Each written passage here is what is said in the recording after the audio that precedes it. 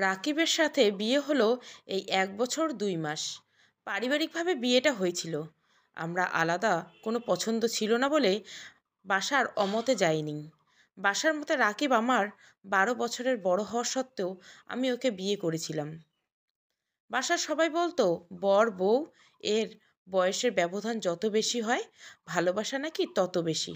যদিও বা আমি এ কথার উপর ভরসা করে বিয়েটা করিনি। বিয়ে সংসার করা দরকার তাই করেছি। ভালোবাসা পাওয়া না পাওয়া কথা ভাবিনি। সমাজের চোখে বিবাহিত বলার ছিল তাই করেছি। রাকিব যে আমার পরিবারের আশা ভরসা ডুবিয়েছে তা নয়। রাকিব ছেলে হিসাবে 100-র মাঝে 80 পায়। বর হিসাবে আমার জায়গায় অন্য মেয়ে হলে 100-তে 100ই দিত। কিন্তু আমার চোখে নিতান্ত একজন বুড়ো লোক। আমি বেরসিক নই, তবে রোমান্স ব্যাপারটা কেন যেন আমার সাথে যায় না। সবসময় চাকরি করার দিকে ঝোঁক ছিল বেশি। নিজের পায়ে দাঁড়ানো, স্বাধীনভাবে চলা ছিল ইচ্ছে খুব, তাই বলে আমি উড়নচণ্ডীও কখনো ছিলাম না। কারো উপর নির্ভর করার ইচ্ছেও ছিল না কখনো। বিয়ের আগ থেকে আমি একটা জব করতাম, যা এখন করেছি। কয়েক মাস হলো রাকিবের কোম্পানিটা বন্ধ হয়ে গেছে। রাকিব বলতে গেলে বেকার। আমি যতই চাকরি করি না কেন, স্বামীর চাকরি না থাকার কষ্টের ব্যাপার। সারাদিন অফিসে থেকে বিকেলে এসে যখন দেখি রাকিব বারান্দায় সিগারেটের ধোঁয়ায় আধার করে ফেলেছে, তখন আমার ওর জন্য কষ্ট হয়। হোক সে আমার পছন্দের বর না, তবু অপছন্দের খাতায় তাকে ফেলা যাবে না। বছরখানেক বাদে কারো ছাদে একসাথে নিচে থাকলে মায়া জন্মাবেই। ইট পাথরের করা ঘরে প্রতি মায়া জন্মায়। তারপর তো রক্ত মাংসের মানুষ, তাও আবার বর। বিয়ের পর থেকে রাকিবকে আমি অনেকবার বুলো বলে অপমান করেছি। তার প্রতি উত্তরে ও কখনোই আমাকে কিছু বলেনি। ও বলতেই পারত যে বুড়ো দেখেই তো বিয়ে করছো, কিন্তু তাও বলেনি। ঝগড়া করতে জানতে হয়। রাকিব সেদিক দিয়ে একেবারে অনভিজ্ঞ। আজ অফিস থেকে ফিরে এসে দেখি রান্নাঘর থেকে টুকটাক শব্দ। রাকিব, কি করছো ওখানে? কফি বানাচ্ছি। আমি ব্যাগ রেখে রান্নাঘরে গেলাম। পুরুষের রান্নাঘরে আসা আমার কাছে খুব বিরক্ত লাগে। যেসব মেয়ের বর এর রান্না করা খাবার খেয়ে লুতুপুতু করে, আমার কাছে তার ন্যাকা ছাড়া কিছুই মনে হয় না। আচ্ছা, তোমার কি কোনো কাজ নাই? কফি খাওয়ার ইচ্ছে হলে দোকানে গিয়ে খাও, আমি রোজ এসে তো দেই। আজ এত ইচ্ছে জাগার কারণটা কি বলবা? রাকিব আমার কথার উপর একটা কথা না বলে কাপ দুটো পাশে রেখে চলে গেল। মেজাজ ঠান্ডা হবার পর যখন দেখি ও আমার জন্য কাপ নামিয়েছে, তখন খুব মন খারাপ হলো ওর জন্য। আমি কাপে কফি নিয়ে এসে দেখি ও কপালে হাত দিয়ে শুয়ে আছে। রাকিব, নাও কফি এনেছি। আসলে আজ আমার মেজাজটা খারাপ অনেক। একটু ডাক্তারের কাছে গিয়েছিলাম, তাই আসতে একটু দেরি হয়ে গেছে বাসায়। তোমার কফি খাবার সময় পার হয়ে গেছে, আমি তা খেয়াল করিনি, সরি। রাকিব উঠে চিন্তিত হয়ে বলতেছে, কি হয়েছে হঠাৎ ডাক্তারের কাছে? আমাকে তো জানালে না। আর বলো না, আমি কি জানতাম নাকি অফিসে কাজ করার সময় অজ্ঞান হয়ে যাই? রাবিয়া আপা আর হামিদ ভাই নিয়ে গেছে ডাক্তারের কাছে। প্রেশার ফল করেছে নাকি? ডাক্তার কি বলল? কফি নাও, ঠান্ডা হয়ে যাচ্ছে। রাকিব কফি নিয়ে জিজ্ঞাসা করলো, কি হয়েছে? আসলে রাকিব, আমি প্রেগনেন্ট। কি? তুমি এই খবরটা এত মলিন মুখে দিচ্ছ? আজব। এখানে ছাগলের বাচ্চার মতো লাফালাফি করে খবর দেওয়ার মতো কিছু আমি পাইনি। এই লুবনা, তোমার মাথা ঠিক আছে? আরে আমি বাবা হব, আর তুমি মা। এর চেয়ে সুখের খবর একজন দম্পতির কাছে কি হতে পারে?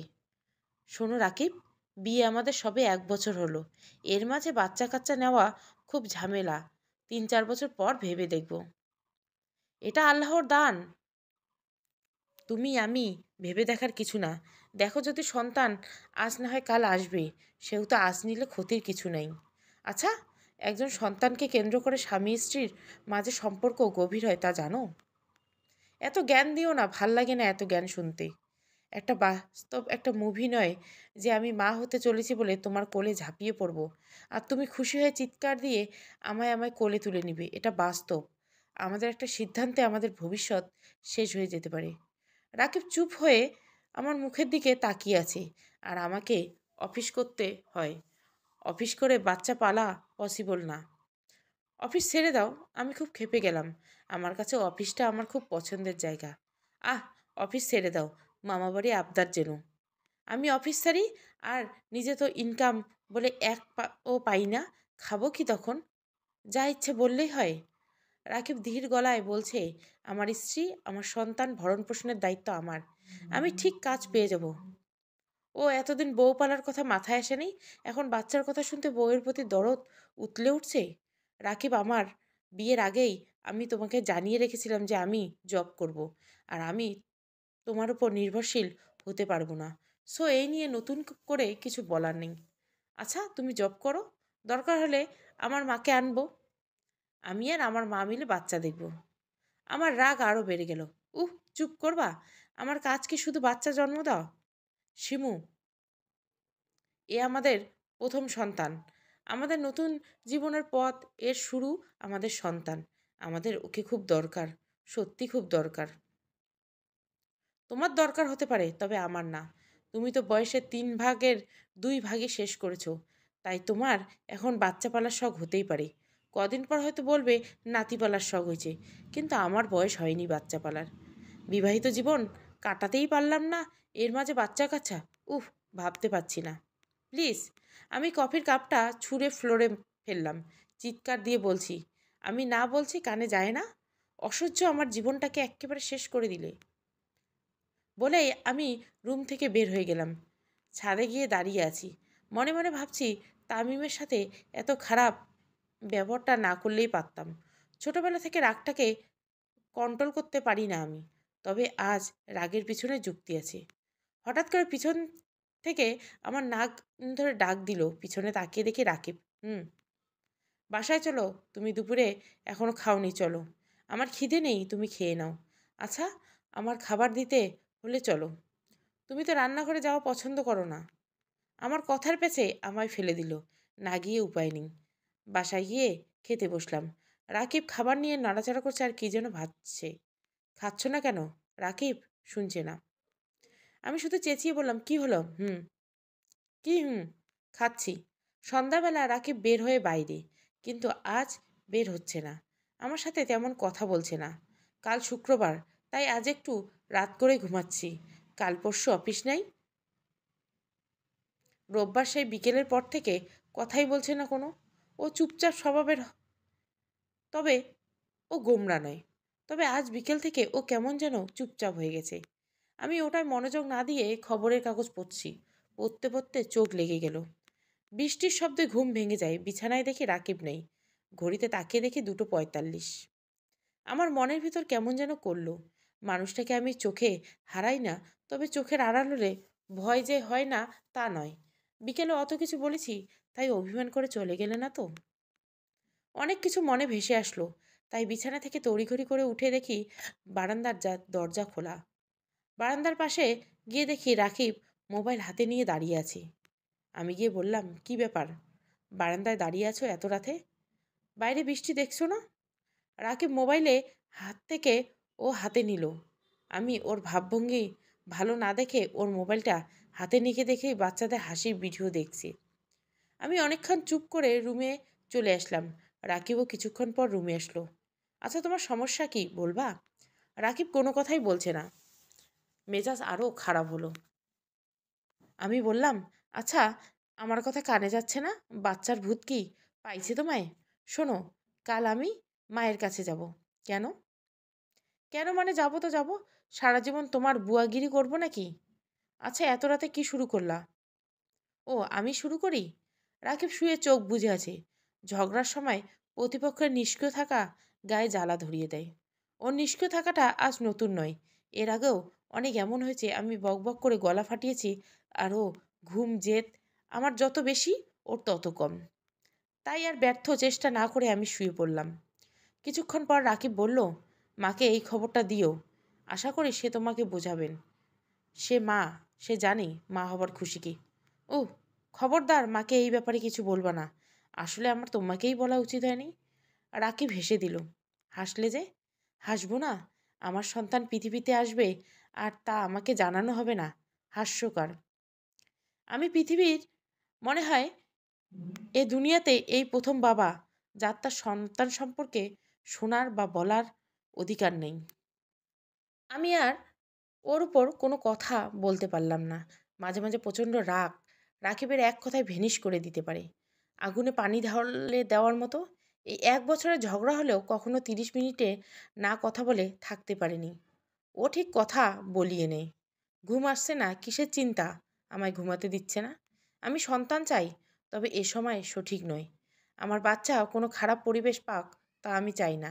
রাকিবের জব নাই, ও চাইলে আমার বাচ্চাকে সুস্থ পরিবেশ দিতে পারবে না। আমার জবটাও আমি ছাড়তে পারবো না, ওটা আমার অনেক কষ্টের পাওয়া।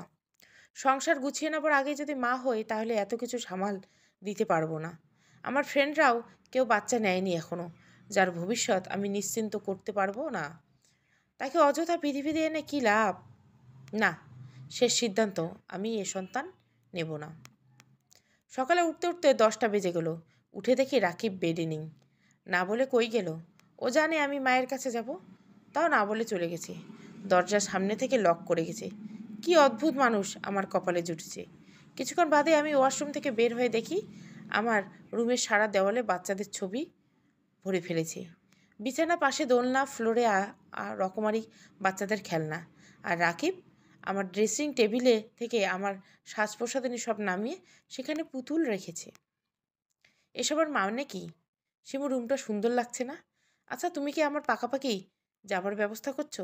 মানে, মায়ের বাসায় তো আজ একদিনের জন্য যাব বলেছিলাম। তুমি কি চাও আমি আর না ফিরি? রাকিব আমার দিকে তাকিয়ে বলল, আচ্ছা, তুমি না ফিরলে কেমন হবে? এ বাসায় কি আমার থাকার মতো রেখেছ? মনে হচ্ছে সিনেমার কোনো শুটিং হবে। দম বন্ধ হয়ে আসছে। রাকিব মুখটা মলিন করে বলতেছে, শিমু, ভেবেছি এসব দেখে তোমার মা হবার স্বাদ জাগবে, তাই ঘুম থেকে উঠেই আমি এগুলো আনতে গিয়েছিলাম। অদ্ভুত কথা বলেছ। বিয়ে যখন করেছি আমি জানি মাও একদিন হতে হবে, কিন্তু বিয়ের পরপর যে আমার মা হতে হবে এটা আমার আগে বলতেই পারতে। আমি বিয়েই করতাম না। রাকিব এখনও কথা বলছে না। আচ্ছা, যেখানে সিগারেটের প্যাকেটে আমি কিনে দেই সেখানে এসব কেনার টাকা কই পেলে? গিটারটা বিক্রি করে দিয়েছি। ওটা তোমার কলেজ লাইফের গিটার ছিল, এখন কি ঘরের সব জিনিস বিক্রি করে দিবে? সংসার কি পুতুল খেলে পেয়েছো?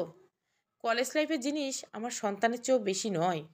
উফ, সন্তান সন্তান করে মাথা খেয়ে ফেলেছো। বাচ্চা পালার যোগ্যতা নেই আসছে সন্তান দেখতে। রেগে গিয়ে রুমের দেওয়াল থেকে সব ছবিগুলো খুললাম আর সব কিছু বারান্দায় রেখে আসলাম। রাকিব কালকের মাঝে যেন আমি এগুলো এখানে না দেখি।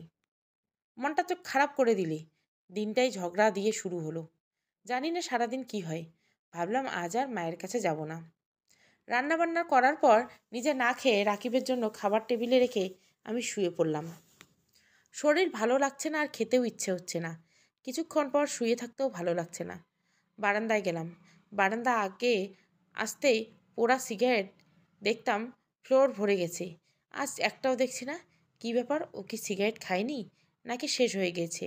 ওর কাছে গিয়ে কি টাকা নেই? আচ্ছা, ও কি আমার কথায় কষ্ট পেয়ে সিগারেট খাচ্ছে না? রুমে গিয়ে রাকিবকে জিজ্ঞাসা করলাম, এই তোমার সিগারেট শেষ হয়ে গেছে? আমি সিগারেট ছেড়ে দিয়েছি। আমি হেসে দিলাম। কলেজ থেকে যে সিগারেট খায় সে নাকি সিগারেট ছেড়ে দিয়েছে। আমার ব্যাগ থেকে টাকা নিয়ে কিনে এনো।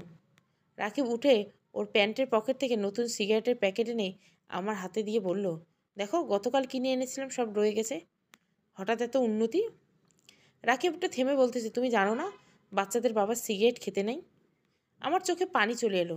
জানি না কেন এলো। চোখগুলো মাঝে মাঝে এমনই বেখেয়ালি হয়ে যায়, অকারণে পানিতে ভরে যায়, যার কারণ হয়তো যার চোখ তারই অজানা থেকে যায়।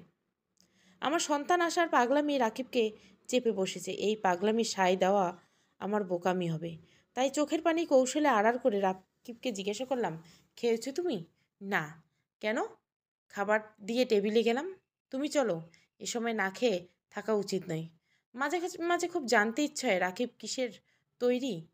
ওর কি রাগ অভিমান বলে কিছু নেই, নাকি স্বামীদের রাখতে নেই? আচ্ছা, সব স্বামী কি এমনই হয়, নাকি রাকিব সবার থেকে আলাদা? দূর, কী যে ভাবছি। আলাদা কিছু পাওয়ার প্রত্যাশা আমার করা খাটে না।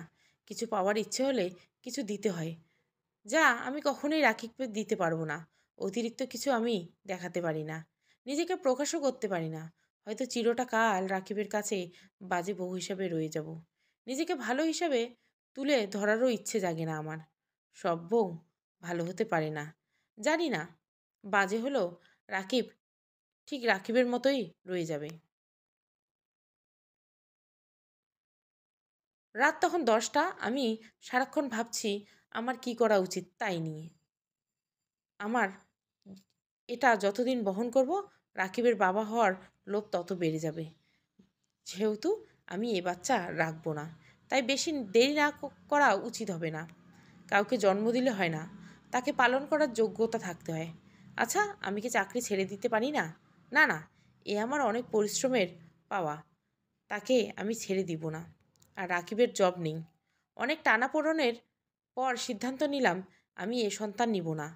এটাই শেষ সিদ্ধান্ত আমার। কিছুক্ষণ পর রাকিব ওয়াশরুম থেকে ভিজে বের হলো। আমি ওর দিকে তাকিয়ে বলি, কী ব্যাপার, এত রাতে ভিজছ কেন? ওয়াশরুম অনেক পিচ্ছিল হয়েছিল, তাই পরিষ্কার করলাম, তুমি পড়ে যেতে পারো। আমি ভাবি ওর উপর রাগ হব না হব না, না ওরে রাগ করে কিছু শোনানো যাবে না, তাই একটু আস্তে করে বললাম, যা আমি চাই না সেটা যেভাবেই যাক, ক্ষতি কি সাথে আমি চলে গেলেও বাঁচি। রাকিব আমায় ধমক দিয়ে বলে, শিমু, কথা বলার সুযোগ পাও, তাই বলে এমন কিছু বলো না যাতে তোমাকে ভালোবাসতেও আমার লজ্জা হয়। মনে মনে হাসি আসলো। ভাবি, পারিবারিকভাবে বিয়েতে আমার ভালোবাসা সবাই দিনের পর দিন একসাথে থাকার অভিনয়। রাকিব, যাও ফ্রেশ হয়ে নাও, ঠান্ডা লাগবে। সারা রাত ভেবে আমার সিদ্ধান্ত অনড় রইল। সকালে আমি ডাক্তারের কাছে যাব, সব চিন্তার অবসান হবে। সকালে ঘুম ভাঙল, রাকিবের কণ্ঠ শুনি। উঠে দেখি রাকিব দরজায় দাঁড়িয়ে কার সাথে যেন কথা বলছে। আমি গিয়ে দেখি একজন ভিখারি আর তার কোলে বাচ্চা। রাকিব আমায় দেখে বলছে, দেখো শিমু, এই মহিলার স্বামী তাকে ছেড়ে চলে গেছে, আর একটা বিয়ে করেছে এই বাচ্চা হওয়ার আগে। দেখেছো, বাচ্চাকে নিয়ে ভিক্ষা করে, তবু বাচ্চাকে বোঝা ভাবেনি। আমার মেজাজ তখন খারাপ না করে পারলাম না। এত চাই না যে রাকিবকে কিছু বলবো, কিন্তু ও এমন কাজ করে যাতে আমি নিজেকে স্থির রাখতে পারি না। আচ্ছা, ভিক্ষে দিছে ওনাকে, তাহলে বিদায় করো। দরজা বন্ধ করার পর বললাম, রাকিব, তুমি বরং একটা বিয়ে করে নাও, যে তোমার প্রতি 2 বছরের একটা বাচ্চা দিবে। আর আমার ভিক্ষে করার মতো অবস্থা হলে একাই করব, অযথা বাচ্চাকে কষ্ট দিব না। এই যে আমি যদি বলি 1 লাইন, তুমি বোঝো 2.5 লাইন। রাকিব মুখ বাঁকিয়ে রুমে চলে আসলো। কিছুক্ষণ পর প্রস্তুত হচ্ছে ডাক্তারের কাছে যাবার জন্য। রাকিব রুমে আসলো, আমার ভয় হচ্ছে। ও জিজ্ঞাসা করলে কি বলবো, না জানালে তো খুব অন্যায় হবে। এর মাঝেই আমার নাম ধরে খুব উচ্চস্বরে ডাক দিল। আমি ভাবলাম হয়তো ও বুঝে গেছে আমি কই যাচ্ছি। হুম, রাকিব, বলো কি হয়েছে? ফ্লোরে পলিথিন আসলো কই থেকে? আমি বলি, তাতে এভাবে বলার কি আছে, দেখছো, যখন ফেলে দাও। পলিথিনে 5 স্লিপ কাটে। আমি তখন বুঝে গেছি ও কেন বলেছে এমন কথা, তাই কথা বাড়ালাম না। রাকিব, আমি একটু বের হলাম। কই যাও? আমি অনেকক্ষণ চুপ করে বলতেছি, ডাক্তারের কাছে। কেন, আবার কি শরীর খারাপ লাগছে? না, আর যাতে না লাগে তাই করতে। আসলে যত ঝামেলা তাড়াতাড়ি শেষ করা যায় ততই ভালো। ডাক্তার বেশি দেরি করলে অ্যাবর্শন করতে চায় না, তাই আমি ঝুঁকি নিতে চাইছি না। রাকিব একটা কথাও বলছে না, চুপ করে আমার মুখের দিকে তাকিয়েছে। ও চুপ থাকার কারণ খুঁজতে গেলে আমার অনেক দেরি হয়ে যাবে। আমি গেলাম বলে রওনা দিলাম। রাকিব আমার নাম ধরে ডাক দিয়ে বলছে, শিমু, এত উঁচু জুতে পরে যেও না, আমার অভ্যাস আছে। এটা বলে চলে গেলাম। আমি কেন যেন রাকিবের চোখে চোখ রেখে কথা বলতে পারছিলাম না। নিজেকে অপরাধী লাগছে। যাক, কিছু সময় পর সব ঠিকঠাক হয়ে যাবে, রাকিবও সব ভুলে যাবে। ডাক্তারের কাছে যেতে আর হয়তো 20 মিনিট লাগবে। আজকে এরপর হয়তো রাকিবের উপর আর মেজাজ খারাপ হবে না, সাথে ঝগড়াও কারণও খুঁজে পাবো না। রাকিব হয়তো আমায় এর জন্য ক্ষমা করবে না, কিন্তু একটু সুখে থাকার জন্য কারো চোখে অপরাধী থাকতে ক্ষতি কী? এর মাঝে মায়ের কল দেখে ভাবলাম, রাকিবকে এত বললাম, মাকে না বলতে ও বলে দিল। ওর উপর এত মেজাজ খারাপ হওয়ার অভ্যাসে পরিণত হয়েছে। মা বলো। শিমু, রুনা হসপিটালে ভর্তি, তুই একটু জানা মা। রুনা হলো আমার বড় খালার মেয়ে, তারও বাচ্চা হবে। বিয়ের 10 বছর পর তাদের বাচ্চা হয়েছে। আপু এর জন্য কত কেঁদেছে। আজ আপুর সুখের দিন, আমি এ সময় পাশে না থেকে পারি না। এখন চাইলেও ডাক্তারের কাছে যাওয়া সম্ভব নয়, তাই রুনা আপুর কাছে গেলাম। গিয়ে দেখি রুনা আপুর সিজার হয়েছে। রুনা আপুকে ব্লাড দেওয়া হচ্ছে। আর আপুর বাচ্চা ইমার্জেন্সিতে। মনে মনে চাচ্ছি বাচ্চা যেন সুস্থ হয়। দুলাভাইও অনেক চিন্তা করছে। 1 ঘন্টার পর ডাক্তার এসে বলল বাচ্চাকে বাঁচানো যায়নি। দুলাভাই তাই শুনে চিৎকার দিয়ে কাঁদতেছে। আপু তো জ্ঞান ফিরেনি, জানি না জ্ঞান ফিরলে সে কি করে সহ্য করবে। আপুর জন্য খুব কষ্ট হচ্ছে। নার্সের কাছে বাচ্চাকে একটু দেখতে চাইলাম।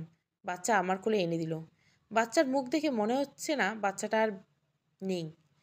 কি সুন্দর, মুখটা লাল হয়ে আছে, চোখ বন্ধ করে। বারবার মনে হচ্ছে এই বুঝি কেঁদে উঠবে।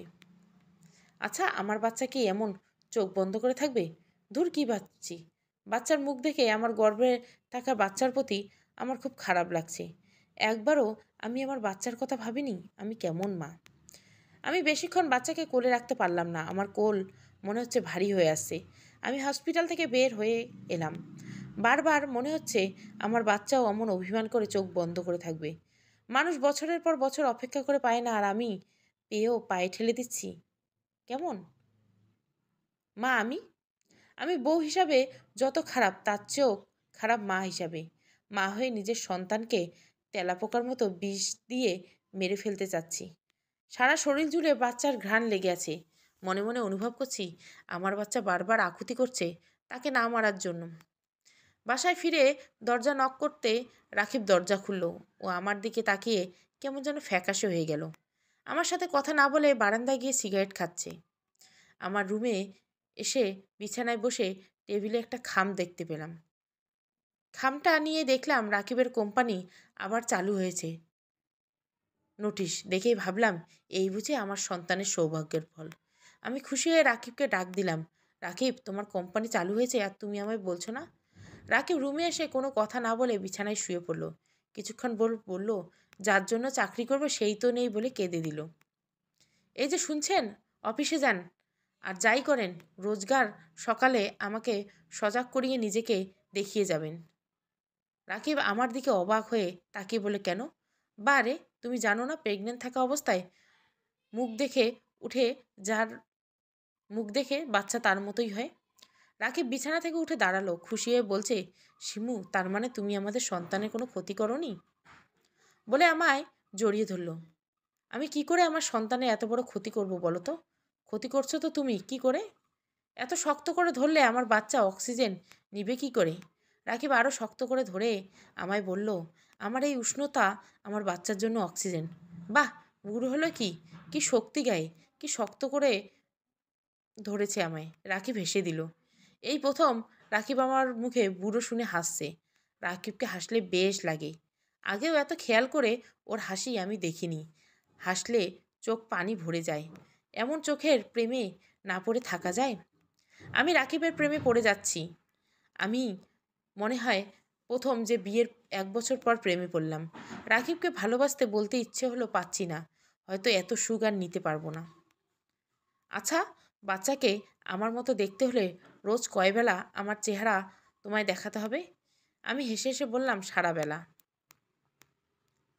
এতদিনে বুঝলাম, বা একজন মাই শুধু একজন বাচ্চা জন্ম দেয় না, একজন বাচ্চাও একজন মায়ের জন্ম দিতে পারে, সাথে জন্ম দেয় অনেক দায়িত্ববোধ আর শক্ত করে নড়ে বড়ে বন্ধনগুলি। সমাপ্ত। অনাগত সন্ধান। গল্পটা ভালো লাগলে অবশ্যই লাইক, শেয়ার এবং সাবস্ক্রাইব করবেন। Thank you for watching.